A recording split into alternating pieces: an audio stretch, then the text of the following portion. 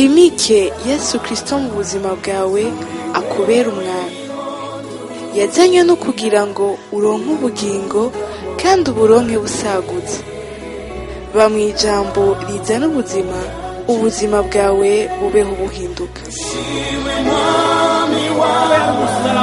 Umusaraba ni etape incontournable. Umusaraba ni kibanza tugomba gushikako. Aho uri kuca hose nuti umwami ari kumwe nawe.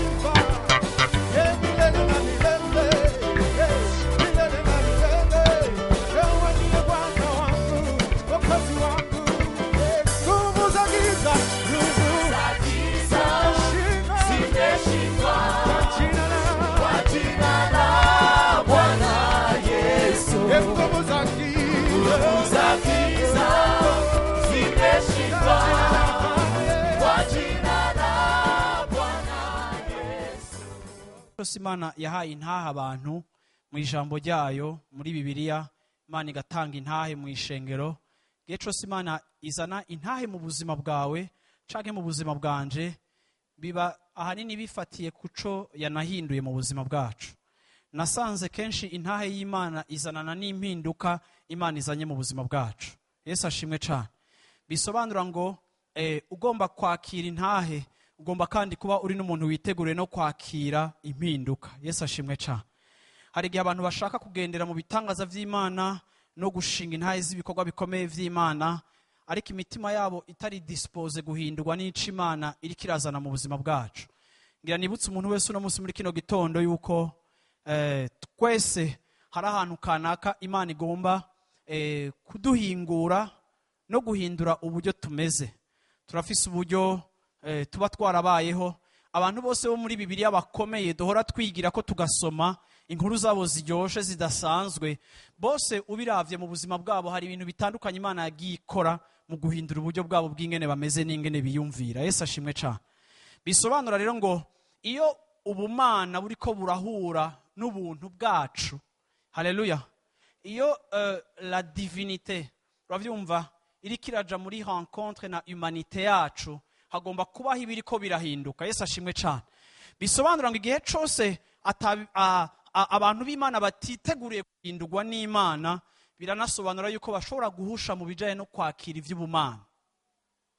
Nico gituma igihe cyose iyo tuvuga ku ijambo ry'Imana canke iyo tuvuga ku kwiga ijambo ry'Imana, ibi vyose ni ibintu vyexposa canke bishira ubuzima bwacu mu kibanza aho ivy'Imana bishobora kutwinfluence. Ndavuze ngo igihe kirageze ku buzima bwawe aho Imana itangura kukwenfluence. Yesu ashimwe cyane. Igihe kirageze ku buzima bw'umuryango wawe aho Imana itangura kuba influence. Igihe kirageze ku buzima bwanyu ngene mukoresha amafaranga yanyu aho Imana itangura kuba influence. Igihe kirageze ku bijanye n'imibereho yanyu mu muryango ngene mwubatse imigenderanire yanyu mu miryango yanyu, harageze ko Imana itangura kuba influence. Ikintu cyose muriko murakora mu migambi yanyu, harageze ko Imana itangura kuba influence. Hari igihe umuntu abaho mu myaka myinshi akaba ari munsi ya influence ya societe canke ya communauté yiwe abayemwo. Ivyo navyo ni ibintu bidutuma tugira ico dukoze kubera uko bavyibaza nuko babivuze n'icimviro baguhaye, nawe ukagira ico ukoze. Ariko ndavuze ngo mu izina rya Yesu Kristo harageze yuko abantu b'Imana bataba gusa munsi ya influence y'abiri mu kibano cabo, ariko aho ugeze aho uba munsi ya influence y'icimviro c'Imana. Yesu ashimwe cyane. Kuko icimviro c'Imana nticihenda, ntikirimwo amakosa. Icimviro c'Imana kiri parfait. Amen. Yesu ashimwe cyane. Uyu murongo twese tuzi Paulo yavuze ko ku murongo wa 12 igice ca 12 c'Abaroma havuga ijambo rikomeye, havuga ngo nuko bene data ndabahanura kubw'imbabazi z'Imana ngo mutange imibiri yanyu ibe ibimazi bizima vyera bihimbara Imana, niko kuyikorera kwanyu kogira ikimazi. Ntimushushanywe n'ivy'iki gihe, yamara muhinduke gose mugize imitima misha, kugira ngo mumenye neza ivy'Imana igomba nivyo vyiza bishimwa bitunganye gose. Paulo yaranditse iki gitabo ariko aravuga ikintu vraiment gikomeye cyane kijanye n'ivyimviro vyacu. Ubiravye umurongo wa mbere dusomye n'umurongo wa kabiri, ni mirongo ugerageje kuvyiyumvira ko ubona umenga muri ordre canke mu rutonde aya majambo yagomba gukurikiranamwo. Urabona yuko umurongo wa mbere uragoye yuko abantu bitanga bagatanga ubuzima bwabo hatabanje kubaho guhinduka mu vyimviro vyabo. Rero mu rutonde numva umurongo wa kabiri verse ya kabiri muri chapitre 12 ariyo iha sens canke iha impanuro novuga ija muri sens pratique verse ya mbere. Kuko umurongo wa mbere utubwira igikorwa dukwiye gukora, ariko umurongo wa kabiri utubwira ikibanza gukorwa muri twebwe. Bisobanura yuko mu buzima bwacu biragoye yuko hari ico dushobora gukora tukagikora neza hatabanje kugira ico Imana yakoze neza muri twebwe. Yesu ashimwe cyane. Yesu ashimwe cyane. Biragoye yuko hari ico nshobora gukora nkagikora kigahimbara Imana. Ndashobora gukora ikintu kigahimbara abantu, ariko gukora ikintu kigahimbara abantu ntivyama bisobanura yuko uno munsi iminsi yose yuko ico nakoze cahimbaye Imana. Rero kuzana uguhimbagwa canke satisfaction mu bantu ntibigoye cane, ariko gusatisfeza Imana ntivyoroshe. Kuko kugira ngo Imana iryohererwe ico wakoze, Imana iraba aho caje gikomoka. Urashobora gutangisha ikanwa ryawe ryiza rininiya ryomara ibibazo byose vya Life Center. Umupasiteri wese agakoko akavuga ati amen, limblo shendele kose teleba. Haleluya. Ngaca ndagushaka ibiganza nkaguhezagira. Bona sife sana. Ariko biragoye yuko Imana ico wakoze yoyo ki impression. Kuko ubwa mbere na mbere ni guha igiceri. 2 irazi igituma wabikoze. 3 urashobora gukora igikorwa ciza kidahumetswe na mpwemu w'Imana kandi ari ciza, hama ntuzogihembekwe. Ni washika mu ijuru mu byo Yesu aguhembera, ya mafaranga waduha ntayaguhembere kuko yarahumetswe n'impwemu itemera. Rero Paulo muri evolution yiwe mu guduha iri jambo agerageje kutwereka, uravyumva yuko kwitanga kwacu, uravyumva nk'ibibazi bihimbara Imana, kugomba kuza gukurikiwe no guhinduka gose. Aravuga ngo muhinduke gose, uravyumva, muhinduke, uravyumva, mube transformé par le renouvellement de l'intelligence. Uguhindurwa kw'ivyimviro kwanyu kubahindure. Ikintu kimpindura ni ingene Imana ihindura ubwenge bwanje. Imana mu kumpindura ubwenge bwanje ntifata ubwenge bwanje ngo ibwice, ahubwo Imana izana muri intelligence no mu kumenya kwanje nsanzwe mfise, ikazanamo principe zayo, ikazanamo ubwenge bwayo, ikazanamo ivyimviro vy'ubumana. Kuko ni Imana irafise ivyimviro. Bwira umwicanye ati Imana yacu irafise ivyimviro. Rero iyo Imana iriko irakomunika umuntu w'Imana ivyimviro vyayo, iyo Imana iriko irakwigishiriza mu ijambo ryayo, ikazana ihishurwa mu buzima bwayo, ikaguha ivyimviro vyayo, ivyimviro vy'Imana birahindura vya vyimviro vyawe vy'ubuntu bifise uko bibona ibintu. Imana ikagutiza ingene ibona ibintu. Ndavuze ngo Imana ibantirize kubona ibintu ingene bibona. Yesu ashimwe cyane. Kuko iyo ihinduye ingene tubona ibintu, then turashobora guhindura ingene dukora n'ingene twitanga. Bwana sifiwe sana. Uyu munsi ndiko ndavuga ivyimviro. Bwana sifiwe sana. Mbwira mu ncane uti ivyimviro. Iri jambo ivyimviro mu ndimi zitandukanye uravyumva, hamwe bavuga intelligence, ahandi mu Kirundi bagashaka kuvyitwa muhinduke gose mu vyimviro. Ivyimviro twovyita amapense, ahandi bakavyita mind, ahandi bakavyita umenga iki. Ariko kandi reka numvise mu Congereza ari ijambo ryiza. Mbwira umuntu atumva Icongereza uti mind. Aha niho Paulo areka aravuga, na nimvire kubandanya mu Congereza ariko ngarukiriza hano, ariko kandi vuga uti mind. Yesu ashimwe cyane. Mugire ubundi buryo bushasha bwo kwiyumvira. Ariko ngenda abwira ikintu giteye ubwoba muri iri jambo. Uravyumva? Aha kuri uyu murongo wa 2 ikintu kintera ubwoba kandi canteye kwiyumvira. Uravyumva? Haravuga ngo ntimushishanywe n'ivyiki gihe, yamara muhinduke gose. Mugize imitima, mu Kirundi bakoresha imitima, sivyo? Siko? Kuko mu Kirundi baca bakoresha impwemu. Ako muri Bibiliya y'Ikirundi bavuze umutima babashatse kuvuga umushaha, ame. Uravyumva kini gikorwa gikorwa au niveau canke ku rwego rw'umushaha canke ame.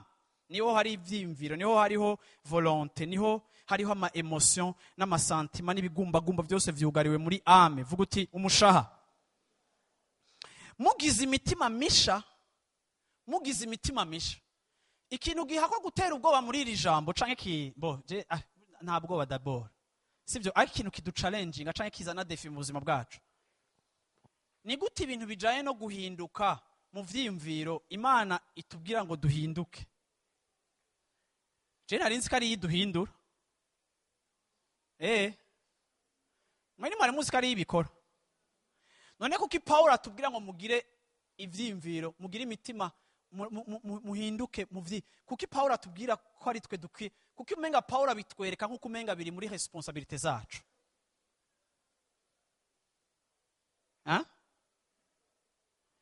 Wari umaze iminsi ubwira Imana ngo ibihindure. None ko twumvise ko ari twe dusabwa kubihindura, babihindura gute? Binjirayo gute? Amaturnevis ajayo gute? Inyundo zihakora ni hehe? Ayo mapiese nayahe exactement? Amapiese yitwa gute? Bayashika gute? Bakayamodifia gute? Bakinjizamwo amayelema mashasha.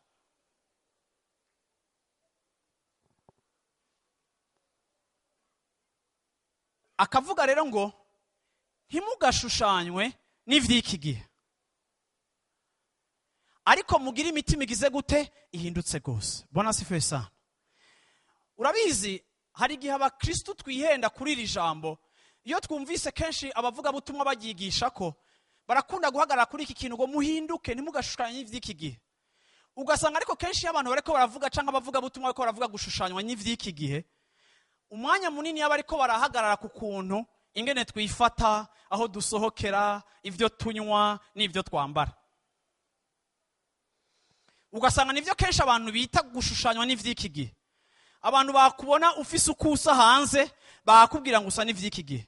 Ariko kandi ngenda kubwira yuko Paulo cyo ariko arashaka kuvuga ntikigarukira kuri ivyo bintu vyo hanze. Hari umuntu ushobora kuraba hanze nkabona ko ashaka kwishushanya n'ivy'iki gihe.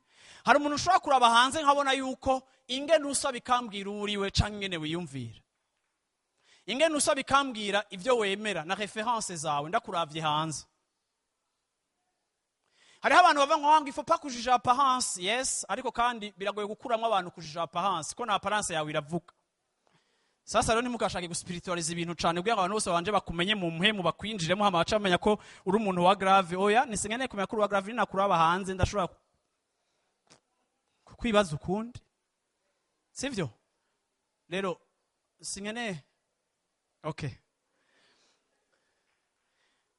Mudamu wa Pone yanteye blague twako turavugana ko navuga ingene twe twakuze muhira batubuza baducunga gose badushira ku mirongo ku buryo ndibuka ko umunsi nagiye kwimwesha gacube nakimesheje nkuze cyane. Ariko handi dutashe twimwesheje barakuraba bakakuraba bakavuga ngo agacabona ko hari utuntu duke turi ngaha n'utundi turi ngaha ngo bikuremo byose subira kwa kimyozi babikuremo byose bagaca bakata amahembe yose y'agacube ukumva ushaka kukagira ariko bakakwankira sivyo kuko hari gihe nyene umuvyeyi yababona kumenga ushaka gusa uko atembera kukwiye gusa sivyo. Sasa rero abana bubu ni hatari rumva mwana abana ba Apolinere hari abateretse imishatsi banse kuyimwesha kuko bafise ingene bashaka ko babamwa. Rero bacatanga kumbwira rero amacoiffure agezweho ntayo narinzi ko je mperuka kera kwa kinyozi ugiye bakwereka umutwe w'umuntu ufise bogi derrière. Uravyumva ivyo ntibikebaho hari ibindi bintu uravyumva. Rero bamwe baragize commande y'ingene bazobamwa. Ndavuga nti twe tukingana gutya batumwera muhira ba mama n'imikasi ni ukamenga haciye mwibarabara shwi ifilme kizimba ugacugenda ku ishuri ariko umuntu akuravye akabona ko ari tracteur yaciye mu mutwe wawe uravyumva. Ariko nyene ubunya nyene abana nyene demokrasi yarabashitsemo sivyo. Sasa rero umwana rero agize commande ya coiffure ashaka umwana mukuru acaza kubaza mama wiwe ngo nonega mama ngo none ngo nini yamwa gutya anya ngo nica ngo Yesu aravyanga. Abona abana bo mu nzu y'Imana naho baba bakiri bato baramaze kumenya yuko ibikwafiri byose badapfa kubishirako. Rero nshaka kubwira yuko rimwe na rimwe iyo ijambo ry'Imana avuga ngo muhinduke ntimukishushanye n'ivy'iki gihe ngenda kubwira ngo wowe nimba ukiri kuranigana n'ivyo bintu n'abana bato baza bamenye kwikonforma bakamenya yuko ubwoko ba parte namwe butagipfa ivyo bugiyemwo budapfa uko busa nawe ntugapfa uko usa. Ariko kandi uravyumva ndenganye gato kuri iki kintu Paulo ariko aravuga ngo ntimugashushanywe n'ivy'iki gihe ni ariko aravuga gusa izi aspects ziri superficielle. Abakristo benshi zikote zo hanze baramaze kuzikosora. Usanga abakristo benshi bifata neza bambara neza bameze neza twe tugikizwa ntitwari tuzi kwambara tissu twambara jeans batangiye kutwambika amatisi. Uravyumva abantu bonze basobetse n'itisi baba bihiwe ariko vyari ibintu dusanze mu giporoti. Rero bene ivyo bintu iyo conformisme canke uko kwifatikanya naho ugiye gusengera biroroshe yuko uza mu rushengero ukabona yuko ingene usa atari ko abandi basa ha mugacuhindura. Iyo changement niyo transformation nasanze idateba kuko umuntu wese afise ubwenge arabona hari akabona uko abantu basa hama ki conform. Ariko Pawulo agomba gupusa loin, tariko aratwereka gusa yuko ukwishushanya ari ivy'iki gihe ntibigihagaze gusa ku nyambaro n'ingene dusa n'ingene dutambuka tutagitambuka gutya anya, ntibigihagaze kuri ibi gusa, ariko agomba kandi gusunika kure akerekana yuko uko guhinduka no kudashushanywa n'ivy'iki gihe bigomba kuba ibintu bivuye kuri activité ya Saint Esprit ikomeye iriko irakoreka mu buzima bwacu. Hari umuntu yambaye neza w'umugaferi, hari umuntu yikwije w'umusambanyi, hari umuntu asukuye w'ibandi, ariko hanze yaramaze gukosora ibintu, ariko Imana iragomba gukosora n'ibintu n'indani nahone. Yesu ashimwe cyane, Yesu ashimwe cyane, kuko ivyo vyihuta kandi ivyo tworosha turavyihutira kubihindukako, ariko hari ivyo duteba guhindukako bivanye nuko tutari munsi ya influence y'ijambo ry'Imana ariko riratuzanamwo. Ndavuze ngo hagomba kuba uguhinduka kw'ivyimviro kugira ngo ntushushanye n'ivy'iki gihe. Urashobora kuba wiyumvira nk'uko abapagani biyumvira, urashobora kuba wiyumvira nk'uko abanyakibi biyumvira, wambaye neza uvugana urupfasoni, ariko Imana itarakora iyo modification ya ndani. Yesu ashimwe cyane. Bwira mu internet ivyiyumvira. Haleluya. Akerekana yuko iyo umuntu rero amaze guhinduka, sivyo, niho ashobora kumenya, uravyumva ku murongo wa 2 aho nyene akavuga ngo mugize imitima misha icambere kugira ngo mumenye neza ivy'Imana igomba. Vuga uti ivy'Imana igomba. Ndagomba kukubwira yuko ntushobora kumenya neza ubugombe bw'Imana Imana itariko iraguhindura. Haleluya. Hari amabwirizwa mwigishijwe mukiri batoya, ariko kandi kubera Imana igenda idukomunika ubugombe bwayo, izana uguhishurirwa gushasha, kuba uza amabwirizwa ntibikwiye, ariko turacakeneye kumenya ibindi bituma tugendera muri vya bindi Imana iriko iraduhamagarira. Rero Paulo yerekanye yuko iyo umuntu ahindutse ivyimviro, ico gihe agize umutima musha, iyo ivyimviro vy'Imana bihinduye ingene yiyumvira, ico gihe urashobora kumenya ubugombe bw'Imana. Ngira ndababwire yuko hariho abantu bahora bakarira abantu, ariko ugakarira umuntu kubera uri kuramwifuza ko resultat, ariko ico mwipfuza ko kiratandukanye n'ivyo yamaze kumenya neza. Nico gituma tudakwiye kuza turahaririza abantu kuvyo bakwiye gukora. Iyo umaze kubona umuntu ari mu mpemu yo guharira, ntukazura muhaririza, kuko hari igihe ukura musaba ico akwiye gukora, hari igihe ukura musaba kwitanga, ariko bitari proportionnel n'ivyo yamaze gutahura mu kumenya ubugombe bw'Imana.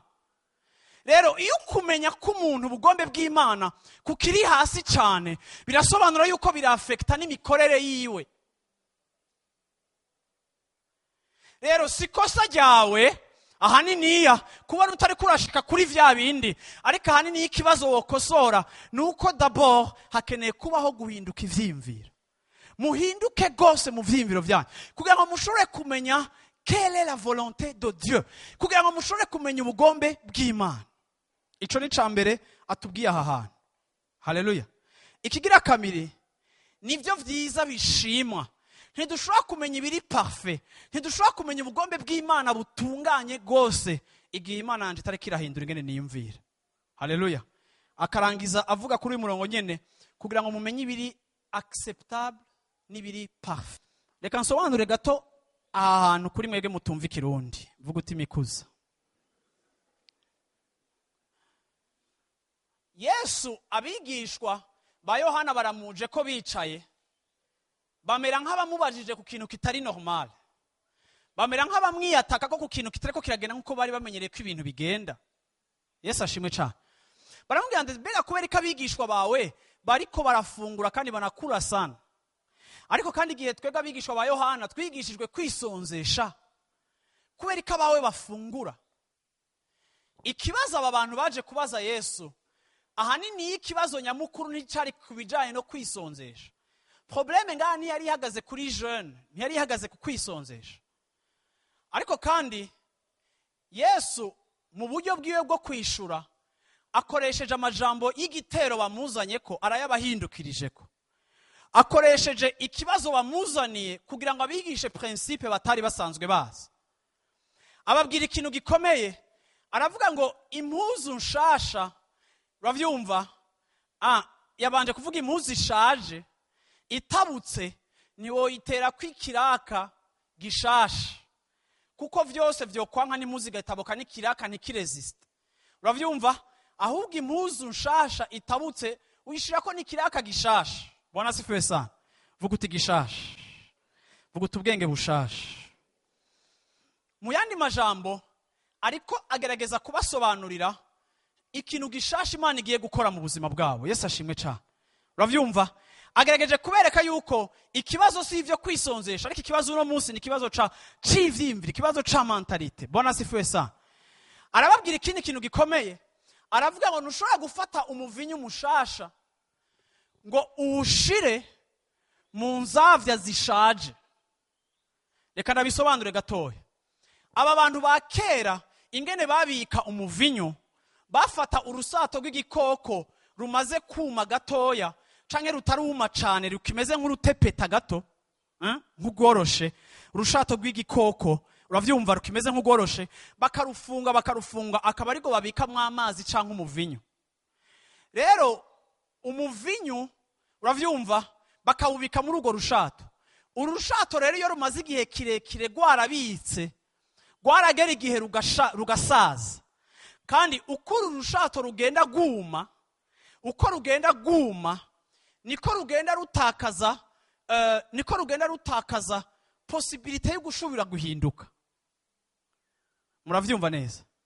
Ariko rutaruma, iforo waruha, uko warukora, uko rwaba rumeze, warashobora kumbure no kuruzinga. Muramubona ibishato vy'impene ku makinga bigenda babizinze, kandi ari impene nyinshi. Ariko iyo bimaze gutangura kuma, biripanga, bigakomantara, bikagira imigongo, bikagira gute, n'ubuga ipfuko ikigiza. Yesu rero arababwira ngo muriko murambaza ikibazo kubijanye no kwisonzesha, ariko ikibazo mufise si ikibazo cyo kwisonzesha gusa, ariko ikibazo mufise nuko muriko murashaka gufata urushato rwa kera rwamaze gukomantara mukarushiramwo umuvinyu mushasha. Umuvinyu iyo waba wawushize muri iki kintu, muri iki gishato, ugashiramo umuvinyu nabone ko watangura kwinjira muri processus ya fermentation, kugira ngo murazi kuri mwo mwambiro, murazi yuko uko umuvinyu usaza canke ukaramba ari huryoha, mwari mubizi? Okay, nizere ko ntabatera n'inyota. Bwana asifiwe sana. Haleluya. Sasa rero uyu muvinyu ko bagenda bawubika, uravyumva, uko umara iminsi niko ugenda ukomera kandi uburyohe bwawo bugaseruka. Yesu ashimwe cyane. Haleluya. Sasa rero Yesu abagiriye demonstration y'ikintu kidashoboka. Arababwira ngo ntimushobora gufata urushato rwamaze gusaza mukarushiramwo umuvinyu mushasha, kuko urusato rushaje murushizemo umuvinyu mushasha, ibi bintu byose uko ari bibiri biraza gutakara. Urushato ruza kwakira wa muvinyu mushasha ukiri kurikora, ubushobozi bw'ujya mu vinyu n'umwambiro buraza kumena rujya rusato rusanzare, muraza gutakaza vyombi. Umuvinyu uraza gutakara n'urushato ruraza gutakara. Ariko iyo umuvinyu ari mushasha, kuko ugifise ivyo ushaka kwikora wihingura, waba ukeneye n'urushato rushasha nagone rutarahinduka cane, rugishobora gufata forme y'iki kintu gishasha uri kura content. Kuko uko umuvinyu uhinduka kandi ugara kandi udegaja amagaze, niko bihurira na gwa rushato ruciyoroheje, rufise flexibilité yo gushobora kwiyadapta kuri iyo condition, n'ivyo umuvinyu uri kuradegaja, niyo alcool yose iriko irafata place. Nukuvuga ngo ico kintu cose, iyo processus, ico gikorwa cose c'umuvinyu, ca gishato nacone kiracari mu gihe cyo gushobora guhinduka. Haleluya. Haleluya. Yesu ashimwe cyane. Arababwira ati rero ikibazo mumbajije sinze kukibishurako, ariko ikibazo ndiko ndababonamwo nuko mufise ivyimviro bishaje vya kera, ariko kandi mugashaka gukontena igikorwa gishasha nje gukora, mukazana imitwe yanyu iboshwe n'ivya kera kugira ngo mwakire igikorwa camwe mu gishasha cyo kirakoreka. Nta kindi kibabikiwe atari uko mugiye kumeneka, kuko ntimushobora gukontena gloire n'ivy'Imana iriko irakora mudafise iciyumviro gishasha. Bwana asifiwe sana. Mbwira mu mico ati ntibishoboka ko wakira ivy'Imana ukavyakira mu vyiyumviro vyawe vya kera. Nico gituma Paulo avuga ngo ntimukashushanywe n'ivy'iki gihe n'ivya kera. Ne soyez pas conformés, uravyumva, au convoitise. Ntimukashushanywe n'ivyiyumviro vy'iki gihe. Kuko ico wishushanije naco kikaba ari ikintu kirengana, kiri passager. Kiraza kugutuma wewe igihe uri kurakira ama principe yo kwizera y'imwemu utayasobanukirwa. Nico gituma abakristo benshi bari mu masanganya. Nico gituma abakristo benshi ibintu bimeze nabi, kuko bafise ivyiyumviro vya kera. Aba bantu Yesu yari karaza kubwira ubutumwa bari abantu babaye mu idini. Yohani Batista n'umukozi akomeye adasanzwe yabayeho, yahuje Ancien Testament ahuzana Nouveau Testament. Yari umuntu ari karakorera hagati y'ibihe bibiri bitandukanye. Ugukora kwiwe kwaje kudasanzwe, yarateye abantu confusion. Ariko Yohani Batista n'igihe bamucira imanza ngo ntajye indya z'abantu ngo ajye udukoko n'umubandi no mu magicien, ariko we yari yaratawe igihe ciwe cyo gufonctiona, kuko Yesaya yari yaravuze ngo ndabona integuza ije gutegura inzira ya Yesu. Yohana amaze kuvuka arasezisa temps yiwe n'igihe ciwe, amenya igihe ciwe cyo gukora. Igihe yakoreye Imana nta numwe yamutahuye, ahubwo abantu bamuciriye imanza, ariko harabashoboye kumukurikira. Ariko wewe ashobora kuguma mu murongo w'icimbiro c'Imana. Yesu nawe naje aza wewe abibe bafungura batisonzesha nk'aba Yohana. Yesu arababwira ati Yohana mwaramukritika ngo arayisonzesha cane ngo ntajya ni bandi. Jewe nanje mugira muhora banje ko bafungura. Nimufise rero ikibazo ca pratique, mufise ikibazo cyo kwanga kwakira ic'Imana izanye. Hari igihe uhura n'abantu bakuzanira ivyiyumviro, bakubaza ibibazo, ariko kumva yuko ikibazo akubajije sico kibazo afise, arafise ikindi kinyegeje inyuma. Agatangura yiyataka ku kantu kamwe, mais au fond arafise ikindi kintu kiri muri we kiriko kiramuboha. Aba bantu bari baboshwe n'imigenzo yabo, n'imico yabo, n'idini ryabo. Ico Yesu yari karazana cari kimeze nk'umuvinyi mushasha, ariko hakaba conflict idahagaze ku kindi, ihagaze yuko ico Yesu azanye n'igishasha, ariko nabo niba ari prêt kwakira ivyiyumviro bishasha vy'Imana ngo batembe mu ruzi rwa mpwemu. Nico gituma atari benshi ba benefisi bitangaza vyiwe, kandi yari yaje kuri bose.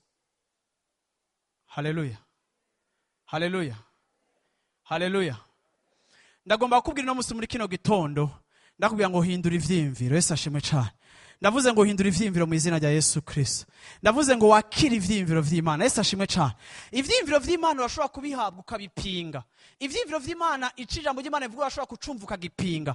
Amajambo y'ukwizera urashobora kuyakira bikanka kuyagenderamwo. Imana irashobora kubwira ikintu ukora ukanka kucizera, kuko uraboshwe n'ingene utahura ibintu, n'ingene usanzwe ukora ibintu. Haleluya, haleluya. Yesu ashimwe cyane. Ariko kandi ntushobora kwakira ivy'Imana mu vyiyumviro vyawe vya kera. Nico gituma Paulo avuze ngo soyez transformés par le renouvellement de l'intelligence. Ngenda kubwire ngo crise ya eglise uno munsi ni crise ya transformation. Turabuze efficacité kuko tudahindutse bikwiye selon nk'uko ijambo ry'Imana riko riratwinvita kuri change.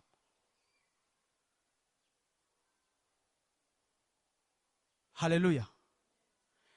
Nico gituma mu Banyefeso igice ca 4 ku murongo wa 17 haravuga ngo raba ico ndababwiye muri Kristo Yesu, voici ce que je vous déclare dans le Seigneur. Raba ico ndabatangarije. Abanyefeso 4 ku murongo wa 17 nuko mutagikwiye kugenda nk'uko abapagani bagenda barongowe n'ubupfu bw'ivyiyumviro vyabo.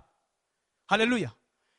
Hariho ivyiyumviro ijambo ry'Imana ryita ubupfu. Ni systeme yo mwisinge nivuga. Ninge nisivuga umuntu arayisisa uko ameze. Ninge nisivuga umuntu afise ubuzima bwiza uko ameze. Urashobora kubura umuntu w'umukristo ariko ukabudefinisa kugira ubuzima bwiza na réussite nk'uko isi budefinisa. Ariko n'Imana iratanga definition y'ubuzima bwiza. None wewe nihe definition? Nihe préférence ufise y'iterambere? Kuko uko wemera ko iterambere canke ivyiza bisa nico uri kurirukako, nico uri kuragaburira. Rero Paulo n'umuntu yagiye yandika amajambo menshi avuga ku vyiyumviro cane. Muri Bibiliya incuro zirenga 200 hafi 300 ziravuga ku kintu c'ivyiyumviro. kandi ikintu canangajije igihe cyose bibiri ivuga ku vyiyumviro niho hantu icitwereka responsabilité yacu. Ntushobora kwinjoyinga ubwami bw'Imana ugifise ivyiyumviro vya kera. Ntushobora gutambukira mu masezerano y'Imana ukiboshwe n'imigenzo naho muva n'ivyo mwaciyemwo n'ibikomere vy'ubuzima bwawe. Be n'ivyo bintu igihe bikuzuye, be n'ivyo bintu igihe ari vyo bikuzindura bikagutuma gukora ico ukora.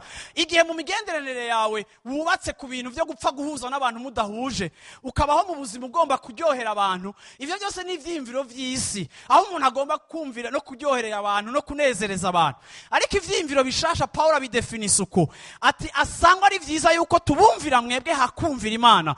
Umuntu yamaze kwinjira mu bwami bw'Imana, ivyiyumviro vyiwe birahinduka, agasobanukirwa yuko kunezereza abantu ntibikiri muri priorite zacu.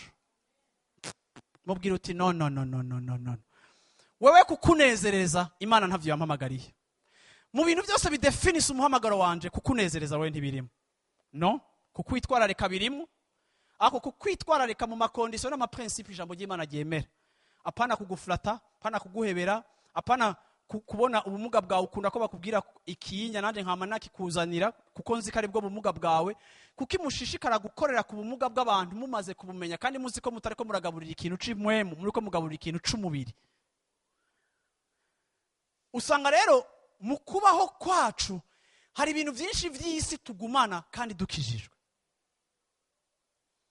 Muhinduke gose kugira ngo mushobore kumenya quelle est la volonté de Dieu.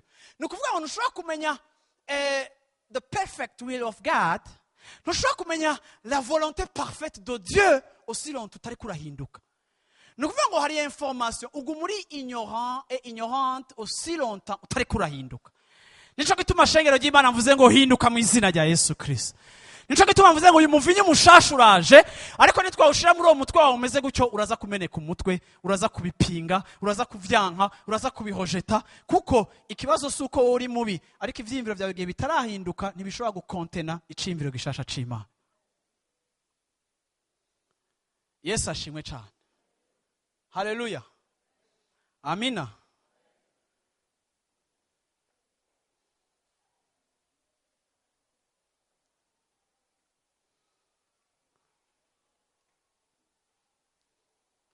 Nico gituma nshaka kuvuga ngo ikintu ca mbere kiranga umuntu w'Imana agomba kuba ari umuntu afise umutima wiyoroheje. Vuga uti umutima wiyoroheje. Haleluya. Mu yandi majambo umuntu w'Imana mu vyimviro vyo agomba kuba ameze nka ca gishato gishasha. Niba gushira mu muvinyu nutambe nufate forme yayo.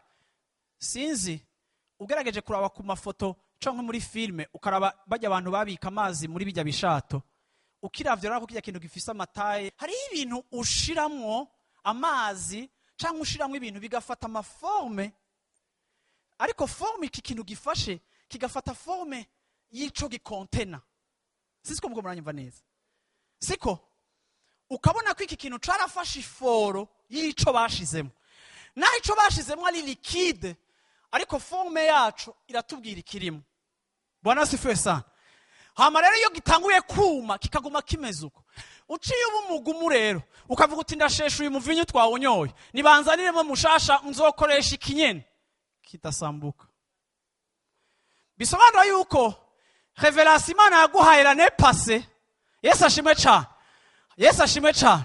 Igiye kukuzanira iyindi ariko niyishira muri ca gikoresho ca l'année passée, ariko kandi kuzanira iyindi ni conforme ni kindi gikoresho gishasha, kuko icabitsi yerekwa rya hirya y'ejo ntigishobora kubika iyerekwa ry'uno munsi. Nico gituma umuntu w'Imana processus yo guhindukira continuel ihera. Bwana sifiwe sana. Navuze ngo igikorwa cyo guhinduka ni gihera kirashishikara. Hamuko shishikara guhindurwa n'ivy'Imana.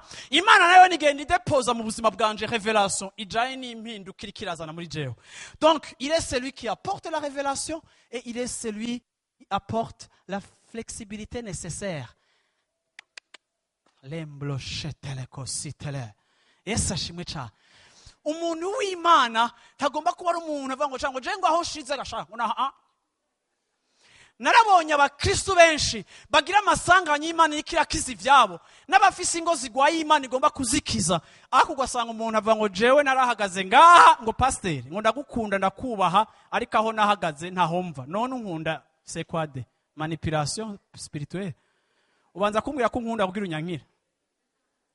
Reka nakubwire aho washize urashobora kuhava mu izina rya Yesu Kristo. Yesu ashimwe cyane. Mbwira muri shota aho washize urashobora kuhava nimba Imana ikubwiye kugomba kuhava. Yesu ashimwe cyane. Kuko iyo nyifatira kubuza kwakira icyo Imana igomba gukora. Iyo nyifato iraza gutuma uravyumva mariage yawe n'Imana nahari Manuel yagereye muri twebwe presence y'izana kuzana explosion kuko utari prêt kwisumeta kuri kuburemere bw'uyu muvinyo. Bwana asifiwe sana. Yesu ashimwe cyane. Yesu ashimwe cyane. Umuntu w'Imana agomba kuba umuntu afise umutima wiyoroheje. Bantu b'Imana ndashaka kugishimikirako. Bamwe murongoye imiryango, abandi murongoye amashirahamwe, abandi murongoye abana, abandi murongoye ibikorwa, abandi muri mu magroupe. Reka kuba umuntu ari tetu, reka kuba umuntu ari borne, reka kuba umuntu atava ku ciyumviro ciyo. Ibi biriko birica urugo rwawe, ibiko birica ubuzima bwawe no gutera imbere kwawe. Kubera uri kurashaka kuba fidèle ku vyiyumviro vyawe. Ngo ujya muntu vema ngire fidèle à lui-même.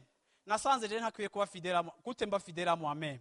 Kandi Imana igenda igira ama update. Bwana asifiwe. Yesu ashimwe cyane. Yesu ashimwe cyane.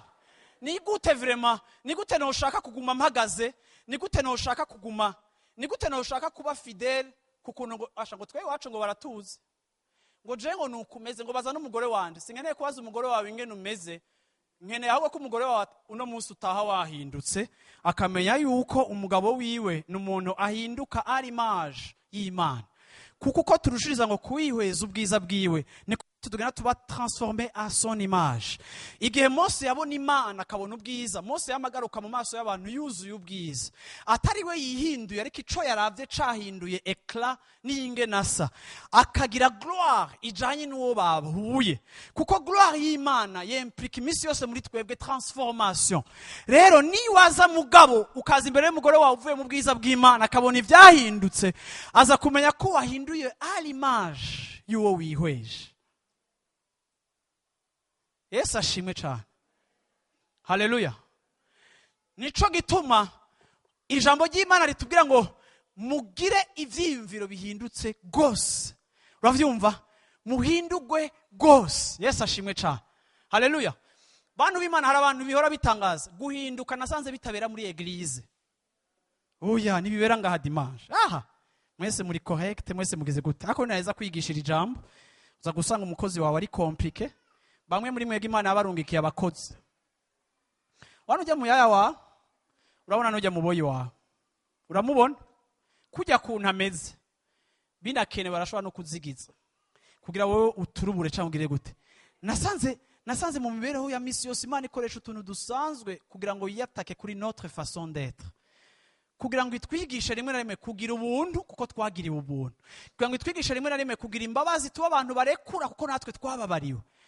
Ikagenda iducisha mu situation adusaba kwakira ico kintu no kwakira be nabo bantu umenga bahari kugira ngo badukorege gusa hako amumuririmbira ngo mbega wewe Satani yakurungitse ngangu mbere ikigeragezo ukamumubwira ko warungitswe na Satani asigaye yumva ko ari umuwaje wa Satani niyagiye gusenga biramugora ariko umunsi umwe akabonera muje imbere ntumubwiye ko yarungitswe na Satani umubwiye uti Imana iguhezagira karabati bash uno munsi ndapfa aramezagiye nazigice naturi ipantaro yiwe uravyumva ariko kandi buhoro buhoro Imana ikagukonfronta kuri faiblesse kugira ngo nawe wige kwihanganira faiblesse kuko nawe wari faible ya kwihanganira uracari faible until now uravyumva none kuko uri mu bénéficiaire et tu ne fais pas bénéficier aux autres rero rimwe na rimwe hari Imana igushira muri environnement yabituye kukucokoza chokoza kugira ngo ihindure mind yawe. Yesu ashimwe cyane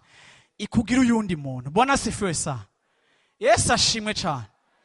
Yesu ashimwe cyane.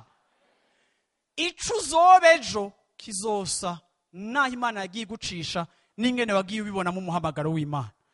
Bantu b'Imana muzogenda mubona yuko muri quotidien yanyu aho ufatira bisi, aho ufatira imoto, wa mutaximene wawe agucereza ataremwa akerera ku isaha, twa tuntu twose, wa muntu mukorana yisiga rouge à lèvres akayishira no kwizuru bikakwenerva, utuntu twose Imana izodukoresha.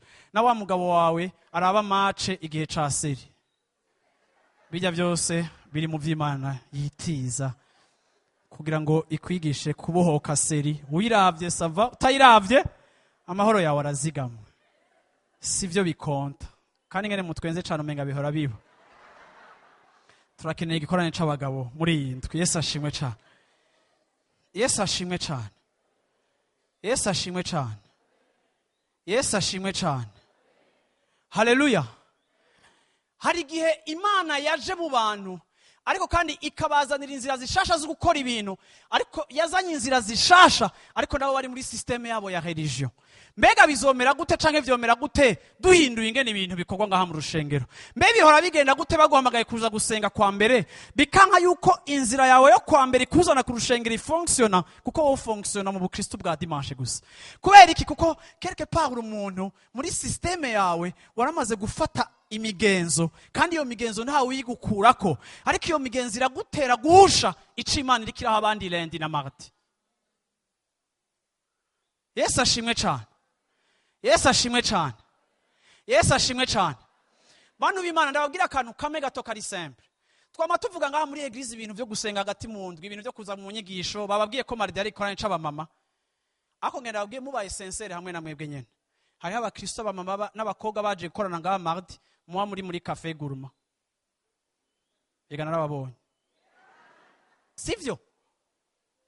Kandi vraiment kuja muri cafe ntibikugora, ahubwo iyo bataguhamagaye ngo muje yumenga hari ikintu cabuze.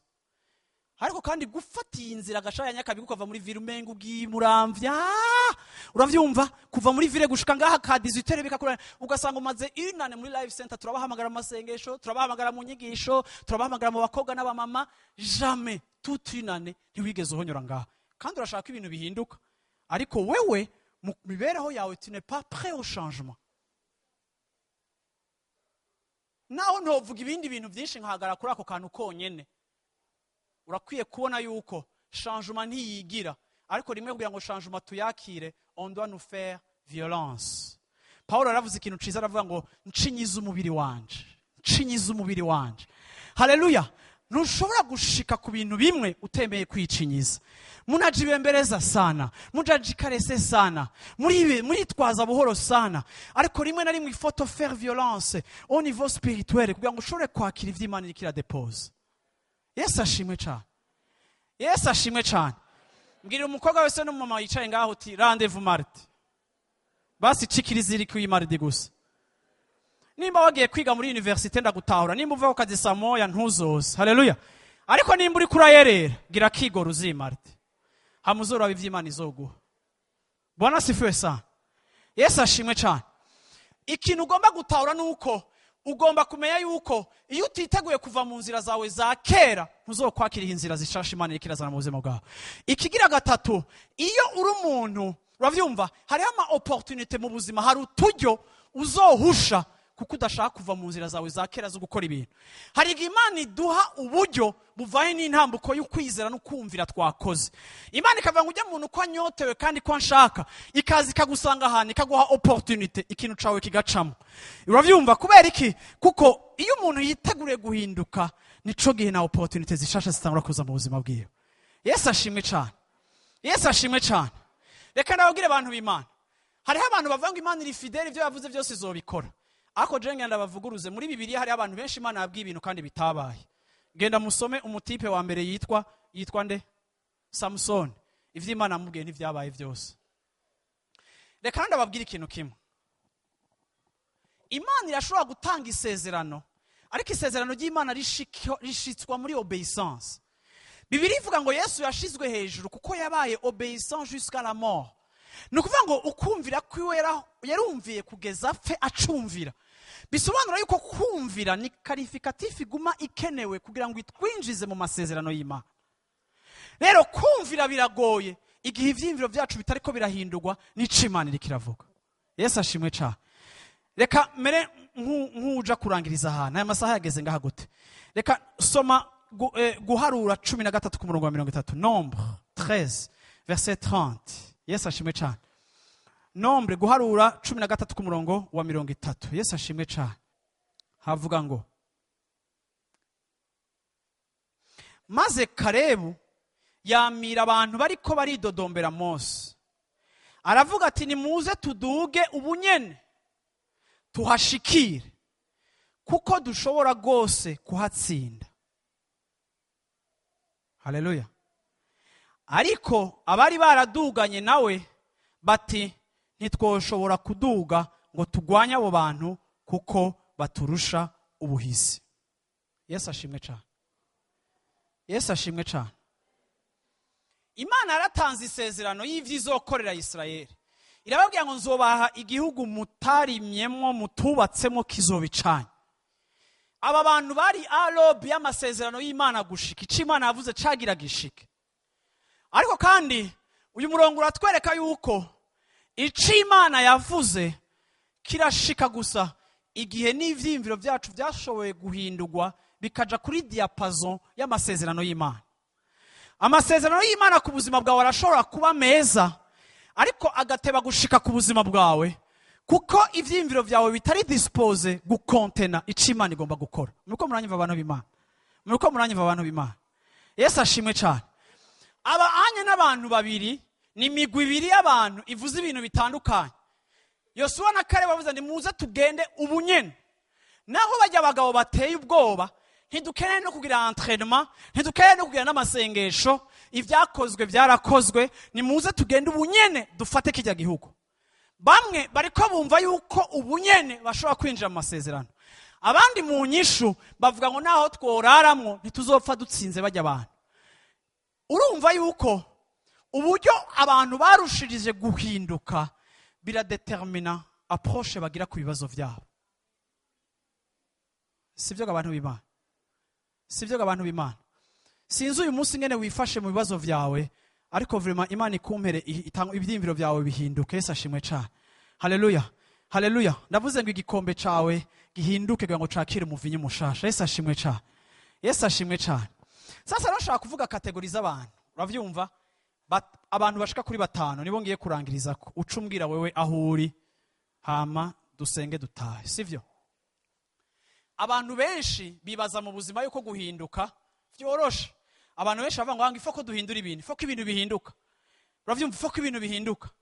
Ariko nasanze mu muryango, muri entreprise, mu mibereho yawe ya misi yose, no ku gatwe kawe, wewe nyene individuel, guhinduka biragoye.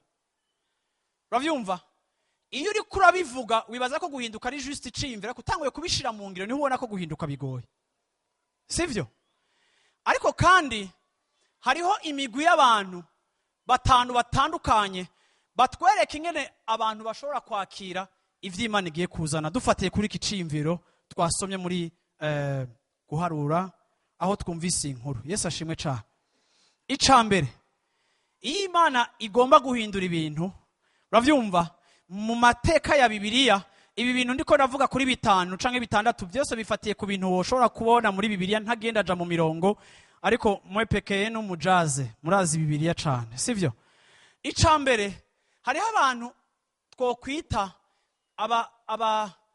abantu langage ya Bibiliya Nouveau Testament ibita intumwa canke apotre. Uravyumva?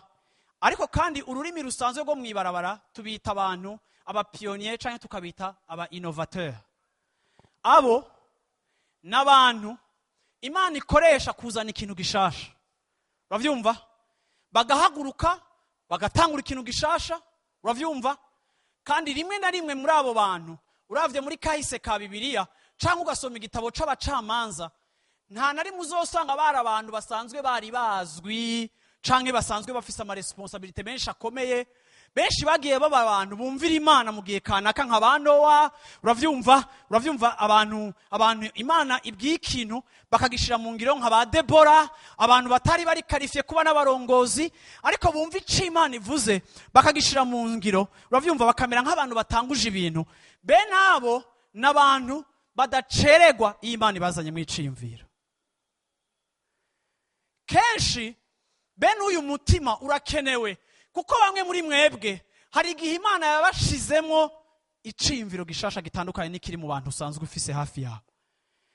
Ariko bene uyo muntu si wa muntu abanza kuvuga ngo mbega ngo ninde yo barakoze ibi bintu. Oya, iyo Imana igushizemo iciyumviro kuva kari camwe mu Imana ukagitambukiramo.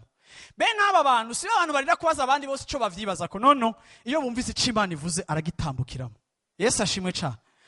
Hari igihe usanga mu buzima hari abantu bameze nk'abataboneka kuko banyegeje ico Imana yabashizemo batashatse gusohora.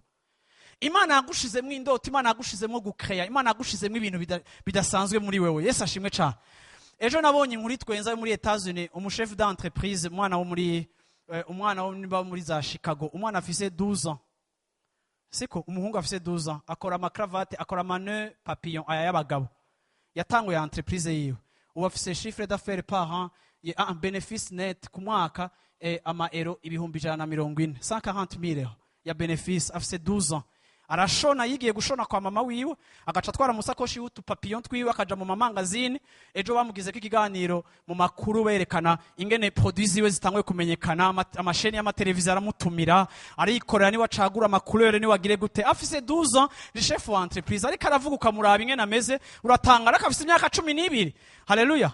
Ako kandi hari abantu nk'abo uravyumva bagira ibintu kandi Imana ikabasunika. Mu buzima busanzwe bwa minsi yose hari ibintu byo twigisha kwizera tutarinze gusoma Bibiliya. N'est-ce pas? Ariko wewe uracafise, reka sindakuvuge.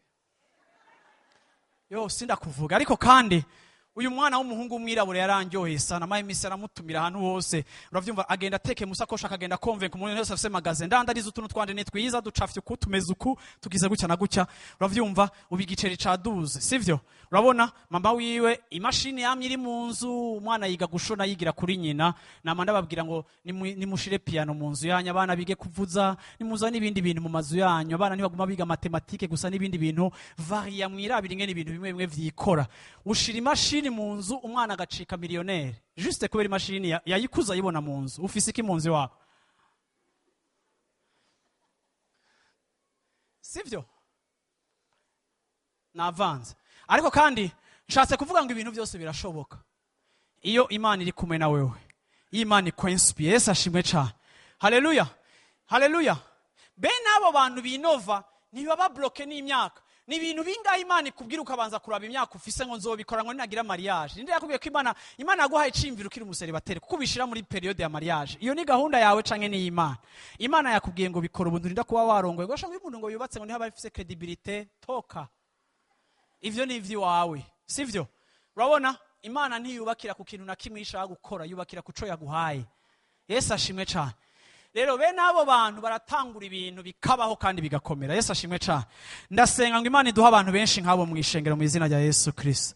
Haleluya. Bafise ivyo batangura, bafise ivyo bahagurutsa. Aho kandi ntugasuzugura ikintu na kimwe. Umutahe mu buzima ni icimvira Imana iguhaye. Haleluya. Abagira kabiri, sivyo? Abataho bahagaze, icimviro gishasha kije. Vuga utabataho bahagaze. Abo rero kenshi baba bari majoritaire. Abo ni baba ari benshi cyane. Icimviro gishasha kije, aravuga ngo mubuje sinzi. Ariko bene abo bantu abonye aho benshi bagiye ni hacaja, ameze nk'imperekeza. Ntaca azopfa atanguye, ariko ararindira ivyo abandi bagira. Hama abonye benshi babishigikiye, atari bake, ace yinjiramo. Nico gituma na eglise yo amaze kugira igitigiri kinini c'abantu, ibiri kondane gukura. Kuko abantu bakunda eglise irimo abantu benshi. Yesu ashimwe cyane. Yesu ashimwe cyane. Yesu ashimwe cyane. Hari abantu baza mu gikorane ca Mercredi cyo kwa Kristo bagasanga abantu bicaye ngaha na kagroupe gato kwa 40 personnes, nta muziki uhari, Kevin yaririmbye n'ibishushe. Agaca yumva mu mutima ati naje Mercredi kandi sinzopfa ngarutse kuko ntibaririmba kandi si benshi. Abo rero n'abantu bakunda ibintu birimo abantu benshi. Abo nabo twama tubafise. Uravyumva? Nta kintu ashobora kwiyangajamo atabanje kubona la masse. Sivyo? Sivyo? Barizo mishana turimo. Abagira gatatu nabise abacererwa. Uravyumva? Abacererwa, les retardataires. Uravyumva? Sivyo? abo onye n'abantu ba mbere iminsi yose iciyumviro gishasha caje nibo bazocakira, abandi bose baraheje kucakira, n'abandi baraheje kukivyaramwo umugisha, bamaze kukibona ati nawe aca atangura kioske, kubera Nike yarayitanguye kandi yaguze imodoka, nawe rero kioske imbere y'irembo. Uravyumva? Urabona? Abandi baragiye mu bintu bose, baragiye muri enseignement, twama tuvuga enseignement, ahura n'abantu bose bavuga ngo shango inyigisho zaramfashije, inyigisho zo kuri no kuri Bible zaramfashije, inyigisho za Mercredi zaramfashije, amaze kumva abantu bose barafashijwe, nawe agacaza kwiyandikisha maze kenza muri life center ngo nande ndashaka kuja mu nyigisho, kuko ati tiye ntiwari bwazijemo, ukavuga ati umaze imyaka ingahe? 15. Ariko ifo yuko bibanza kuba byavyaye mu bandi kugira bizemwo abona bacererwa, siko? Abo onya ni kategori y'abantu, uravyumva, bagize gute? N'abantu badakunda changement. Igihe cyose uzanye icimviro gishasha baragipinga, uzobasanga mu migwi yose, sivyo? N'abantu kandi ikindi kintu kibagize, nta na rimwe bemera aho bahagaze. Niyo ari muri eglise ntumenya ko ayirimo, ntumenya ivyo arimo. Urumambre wa life center ko nta ubizi, nawe ntavyo uramenya neza, ariko urahari kandi uhamaze 5 ako nta n'ubwira kwibara ati genda umukristo wahajya, kuko ikintu ca appartenance be nabo bantu kirabagora. Ikintu cyose c'icimviro gishasha anapinga, cimviro gishasha anapinga. Uravyumva? Hagaca habarore abandi bateye ubwoba bo bita abo nise apana abacererwa, uravyumva? N'abantu bafise décalage. Urabona twebwe na Chine ntituzopfa tugize amasaha amwe, twebwe na Etats-Unis ntituzopfa tugize amasaha amwe. Yesu azorindaza tudafise amasaha amwe, uko muri Etats-Unis mu Burundi ni mu Burundi, amasaha ntazopfa ahuri. Abo bantu rero bameze gutyo nta na rimwe iminsi yose ico bahagaze ko ni ingene ibintu vyakozwe kera, ni ingene ibintu vyahora bimeze, ubuzima bwabo bwazirikiwe muri kahise, uko ibintu vyari bimeze ntibihinduka. Kera twaririmba indirimbo zivuga ngo mwijoro abera bazovyina, mwijuru abera bazovyina, uzanye inyaruka no, na isi y'Imana si ivy'Imana, mwemu ntarimwo, hako bihinduka vyopfuma bipfa. Abo onya hako changement iba bapfuma bica Yesu, hako ahindura ibintu, bakamubona ku musaraba bakumva ari tranquille, bamubonya ahwereye ngo arapfuye, ngo arapfuye.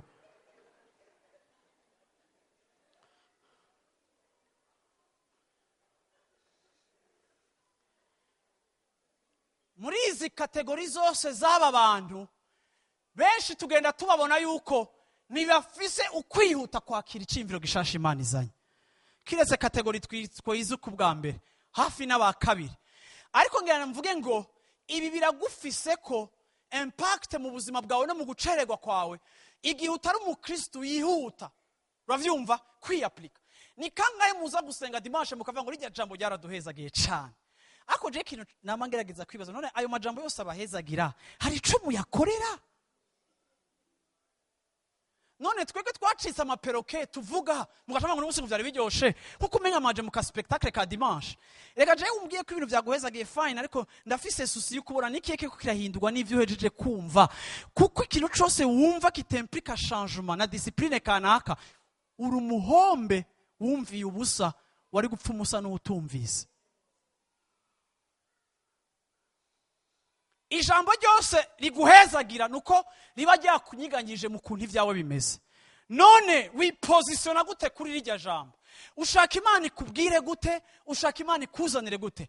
Paulo yavuze ngo mugire ivyimviro bihindutse gose. Mu kugira ivyimviro bihindutse gose biragusaba ibintu bimwe mukwiye gutangura kugira muri iyi minsi. Mbega woba hari ama decision uri kurafata, abakwegereye mu banye babona hari ibintu uriko biraba bifatiye ku ijambo ryaguhezagiye ukaryumva. Imana yarahinduye ubuzima bw'umugabo yitwa Yosefu, irahindura ivyimviro vyiwe. Aho yabona umengagiriwe nabi wabo, Imana igenda irahindura ivyimviro. Umunsi Imana yamuzanira biwabo ikabamwereka, hakubihora, ariko basanze Imana yamaze guhindura ivyimviro vyiwe, ico bamukoreye atakicita icago ahubwo acita opportunité. Iyo umuntu w'Imana yahindutse ivyimviro, ivyo bimwe abamwe bita problème, ivyo bimwe bamwe bavuga ngo ntituzopfa tubanesheje, iyo umuntu yahindutse mu vyiyumviro vy'Imana, we wabona opportunity igihe abandi bariko babona problème. Kalebu nuko vyagenze, Yosefu nuko vyagenze.